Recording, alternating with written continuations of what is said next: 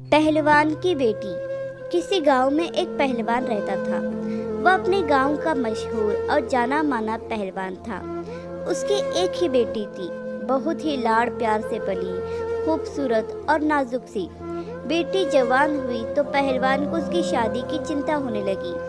क्योंकि वह खुद एक पहलवान था तो अपनी बेटी के लिए भी उसे एक पहलवान ही पसंद आया। ऊंचा, लंबा, मजबूत शरीर वाला, खड़ी मूंछों वाला जमींदार।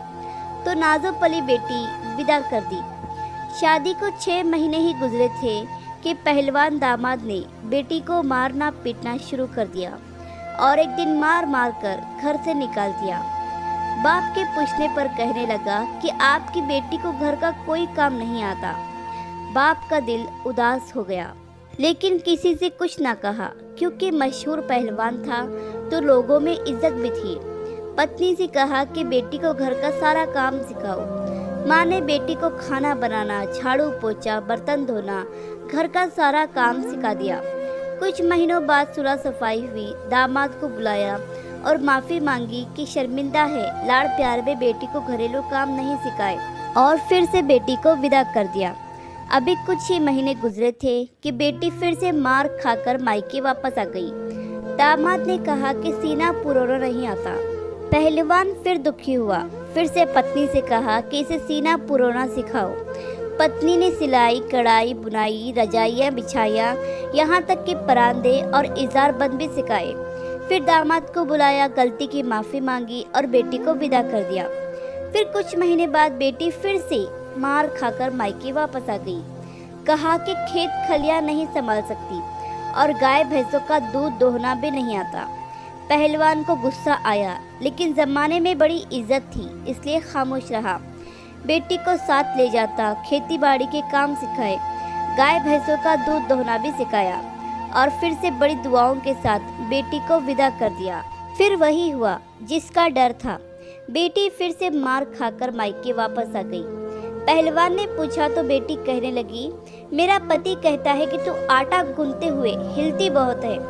पहलवान को अब सारी बात समझ में आ गई कि दामाद को तो आदत पड़ गई थी पत्नी पर हाथ उठाने और रौब जमाने की।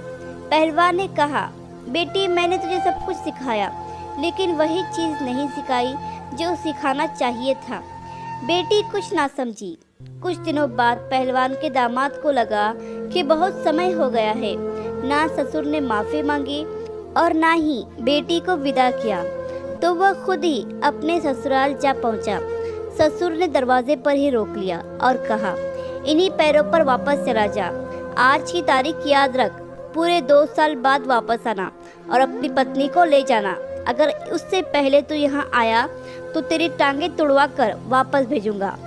ससुर की बात सुनकर दामाद डर गया और वहाँ से वापस चला गया। समय बीतता गया।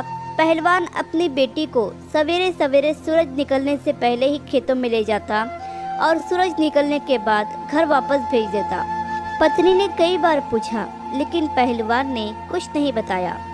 2 साल पूरे हो गए। दामाद बेटी को लेने आया तो खुशी खुशी बेटी को विदा कर दिया।